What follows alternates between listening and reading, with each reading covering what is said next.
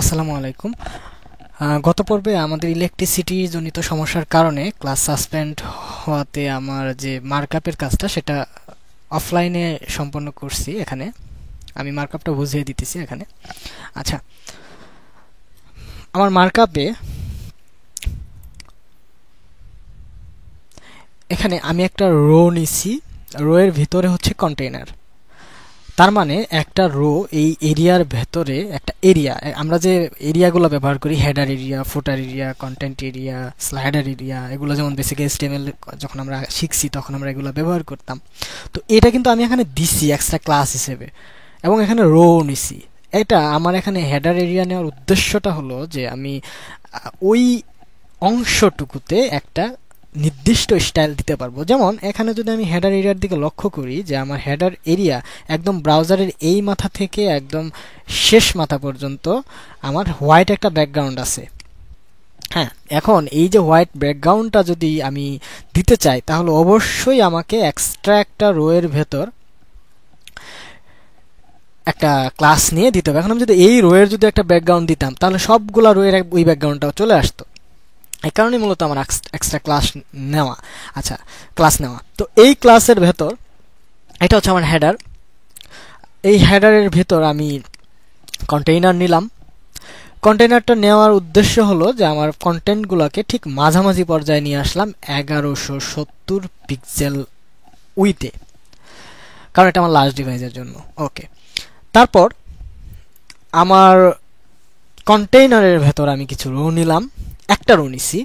তার মানে এই হচ্ছে আমার একটা রো। আমি এখানে দেখে দিছি, এতটুকু হচ্ছে আমার একটা রো এর এরিয়া। ওকে, এই রো এর ভেতর তিনটা সেকশন, ইচ্ছা করলে ডিভের বদলে আমি সেকশন নিতে পারতাম।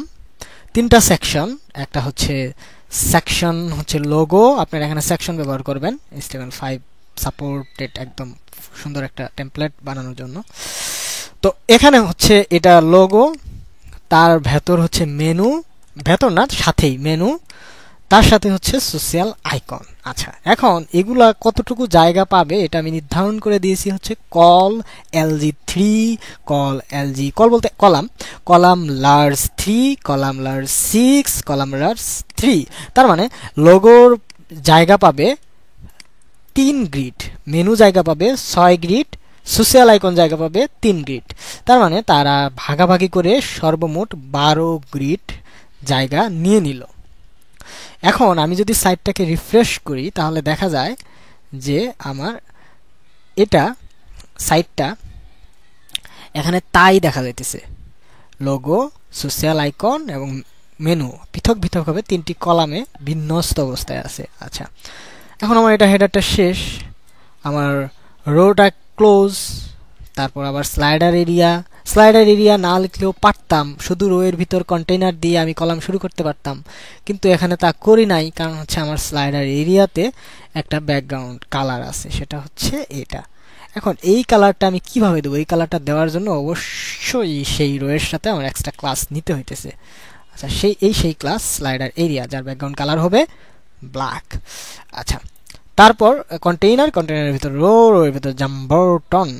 আচ্ছা, জাম্বরটনটা হচ্ছে এটা একটা হেডিং, তার সাথে কিছু টেক্সট, তার সাথে একটা ইমেজ দিয়ে একটা বুটস্ট্র্যাপের যে এটাকে বলে হিরো ইউনিট, আগে বুটস্ট্র্যাপে ছিল হিরো ইউনিট, হিরো ইউনিটটাই হচ্ছে এখনকার বুটস্ট্র্যাপ 3 জাম্বরটন। আচ্ছা, উপরে আইকনে ফেসবুক আসেনি স্পেলিং এ ভুল থাকার কারণে। আচ্ছা, এখন যদি আমি সাইটটাকে রিফ্রেশ করি ফেসবুক চলে আসছে।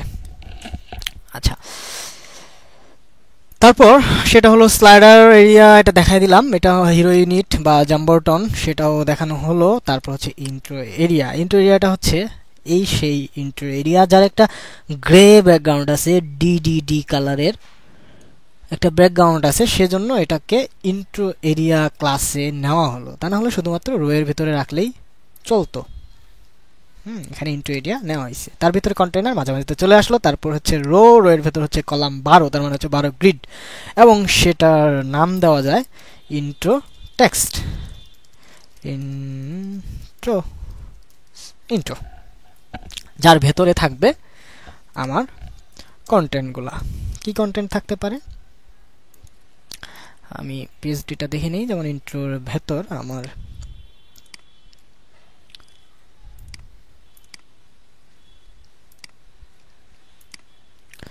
একটা ইস কি নিব, S3, একটা S3, তার সাথে হচ্ছে এটা কন্ট্রোল ই, তার সাথে টেক্সট,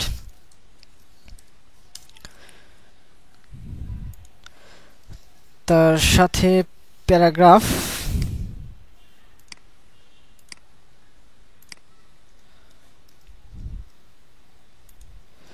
এই সেই প্যারাগ্রাফ, ওকে। এবং এখানে ইন্ট্রো লেখার উদ্দেশ্যটা হলো, আমি এখানে ইন্ট্রোটা লিখলাম ইন্ট্রোর S3, ইন্ট্রোর P, এগুলাকে সেপারেটলি স্টাইল দেওয়ার জন্যই আমি এটা করছি। তা না হলে কিন্তু আমি সরাসরি এটা না দিলেও পারতাম। এটা দেওয়ার মূল উদ্দেশ্য হলো আমার পরবর্তী যে এলিমেন্টগুলো আছে সেগুলোকে স্টাইল দেওয়ার জন্য। আচ্ছা, এটা হচ্ছে আমার ইন্ট্রো, ধরা যায় এখানে আমার ইন্ট্রোর শেষ।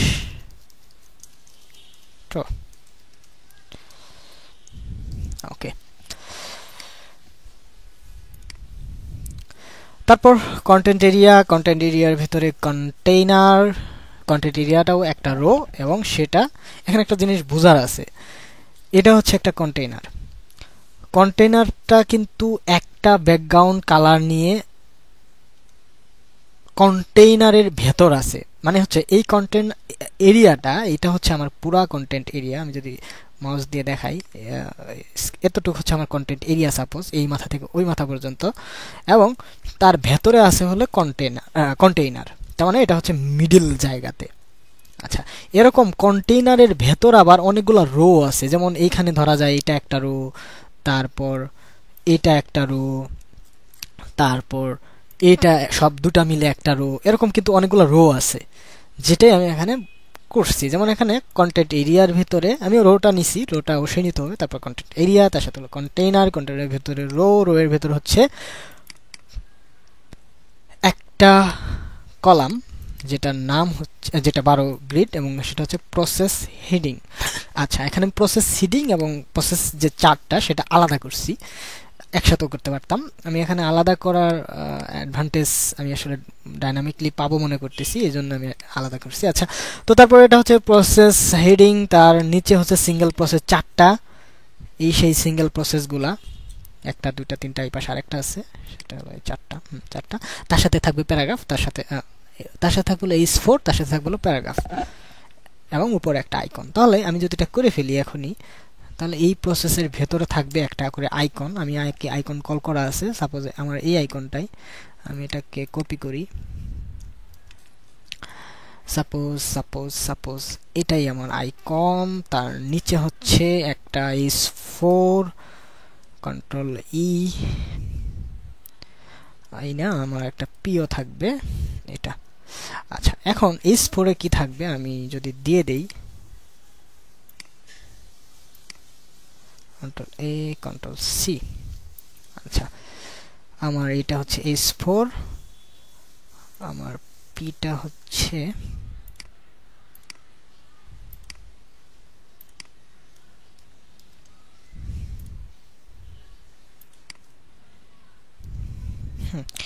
এটা হচ্ছে আমার পি। এখন আমি এই তিনটাকে সব জায়গায় দিয়ে দিই, তাহলে আমার তাড়াতাড়ি হবে জিনিসটা।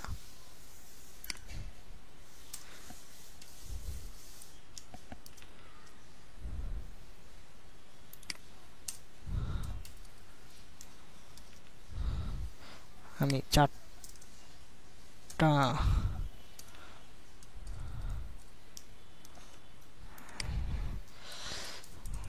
ওকে, এখনো পর্যন্ত কোনো এই টেমপ্লেটটিতে একটা হোয়াইট স্পেসও নাই, আছে দেখা যায় একটা।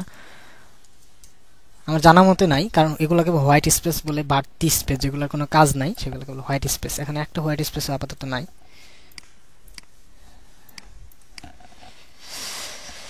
আচ্ছা, তারপর এটা হচ্ছে সিঙ্গেল প্রসেস। তারপর যদি পোর্টফোলিও হেডিং এ যাই, এখানে পোর্টফোলিও হেডিং এ টেক্সট আছে।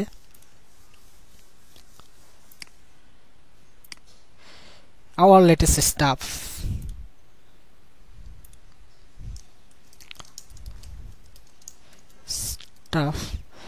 আচ্ছা, তারপর প্যারাগ্রাফে আছে হচ্ছে একটু বড় টেক্সট।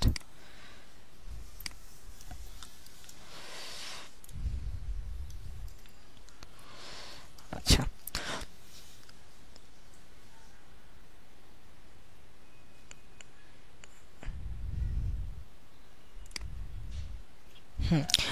আমি মার্কআপটা বুঝাই দিতেছিলাম। তো তারপর হচ্ছে সিঙ্গেল পোর্টফোলিও। সিঙ্গেল পোর্টফোলিওতে আমি ব্যবহার করছি হচ্ছে 3-4টা কলাম। এখানে 4টা কলাম, 1 2 3 4টা কলাম, এবং প্রত্যেকটা কলামের সাথে একটা করে টাইটেল আছে, একটা করে ডেসক্রিপশন আছে, অল্প ছোট করে, অথর নেম মেবি দেওয়া, অথর ডেসক্রিপশন, অথর মেটা বা পোর্টফোলিও মেটা যেটাই বলা যায়। আচ্ছা, তো এটা আমাকে এখানে দিতে হবে, আমি এটা পড়ে দিচ্ছি। তারপর আমি যেটা ব্যবহার করছি সেটা হলো এটা হচ্ছে আমার ব্লক সেকশন।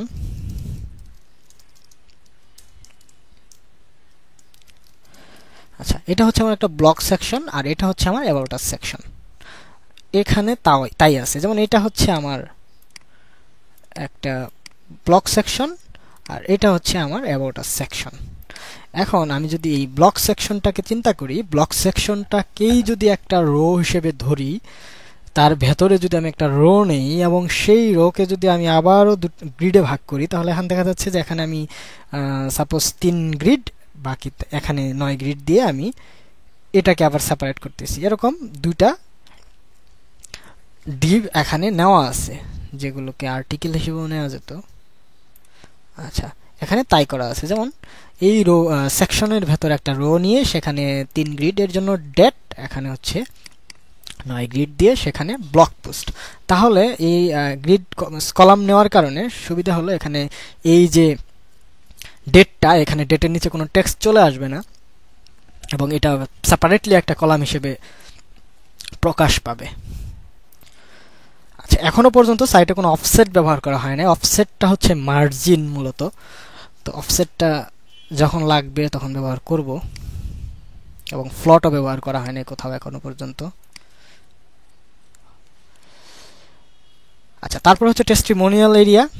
এই হচ্ছে সেই টেস্টিমোনিয়াল এরিয়া। টেস্টিমোনিয়াল এরিয়ার একটা কালার থাকবে। ফাইনাল চেক আপ করে আমি একদম ক্লাসগুলো দিয়ে দিয়েছি। টেস্টিমোনিয়াল এরিয়া, তারপর হচ্ছে রো, এর ভেতরে টেস্টিমোনিয়াল, এখানে টেস্টিমোনিয়াল থাকবে। তারপর হচ্ছে ফোটার এরিয়া, ফোটার এরিয়ার ভেতরে ফোটার উইজেড, এখানে S4 S5। ওকে, আচ্ছা, এখানে একটা বাকি আছে, যেমন এখানে আমার দিতে হবে সেটা কপিরাইট। আপনারা যে কোনো নাম দিতে পারেন। এখন আমি যদি সবগুলো ফাইল ক্লোজ করি এবং আমার স্টাইল শীটটাকে ওপেন করি, CSS,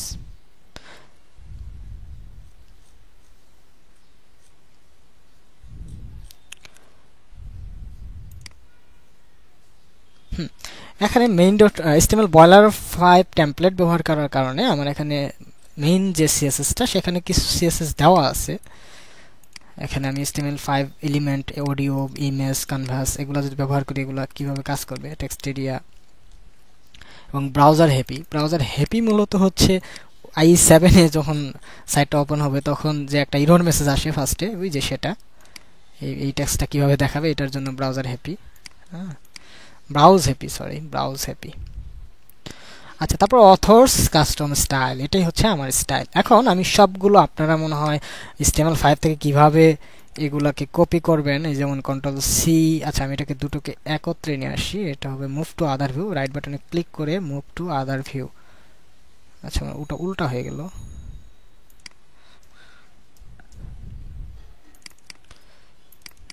এটা আসলে CSS এ গিয়ে মুভ টু আদার ভিউ, এখানে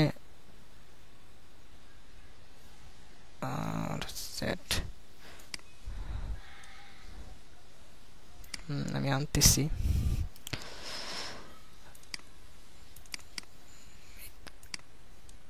এখানে এটাতে ক্লিক করে মুভ টু আদার ভিউ। হ্যাঁ, আপনারা মুভ টু আদার ভিউ দিয়ে তারপর এখানে স্টাইল শিট কাস্টম যেটা আসবে সেটা লিখতে হবে। যেমন এখানে আমি দিয়ে কন্ট্রোল ডি চেপে নোটপ্যাডে বাকি স্টাইলগুলো নিয়ে নিলাম। এখন শুধু একটা একটা করে control C, control V, control রোগুলো নিতে হবে না, কন্টেনারগুলো নিতে হবে না, চেতার কোনো কারণ নাই। কন্ট্রোল ভি, তারপর হচ্ছে মেনু।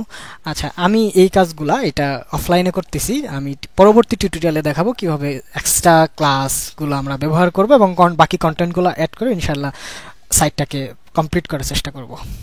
তো ধন্যবাদ সবাইকে।